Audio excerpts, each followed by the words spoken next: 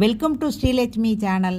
நாம் இப்போ இட்லி தோசை சப்பாத்திக்கான ஒரு சைடிஷ் தான் பார்க்க போகிறோம். தக்காளி தொக்கு. இதுக்கு வானலியில் 4-5 ஸ்பூன் எண்ணெய் ஊற்றி கடுகு உளுந்தம் பருப்பு போட்டு நல்லா பொரிஞ்சதுக்கப்புறம் 5-6 வெங்காயத்தை கட் பண்ணி போட்டு அதையும் வதக்கிட்டு நல்லா வதங்கினதுக்கப்புறம் பச்சை மிளகாவும் 5-6 பூண்டு பற்களையும் கட் பண்ணி போட்டு அதையும் போட்டு நல்லா வதக்கிடணும். அதற்கப்புறம் 300 தக்காளியை எடுத்து நல்லா கட் பண்ணிவிட்டு அதையும் போட்டு வதக்கணும். நல்லா வதங்கணும். அது வரைக்கும் அந்த தக்காளியை நல்லா வதக்கணும். அதுக்கப்புறம் அதுக்கு தேவையான உப்பை போட்டு வதக்கணும். அதுக்கப்புறம் மஞ்சத்தூள், மிளகாத்தூள் இதெல்லாம் நமக்கு தேவைக்கு தகுந்த மாதிரி சேர்த்துக்கலாம். அதிக காரம் வேணும்னா நம்ம அதிக காரம் சேர்த்து நல்லா அதை வதக்கணும். அதில் இருக்க தண்ணி போகிற வரைக்கும் வதக்கணும்.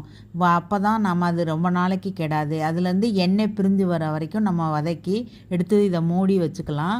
ஸ்ரீலட்சுமி சேனலை லைக் பண்ணுங்கள், ஷேர் பண்ணுங்கள், சப்ஸ்கிரைப் பண்ணுங்கள்.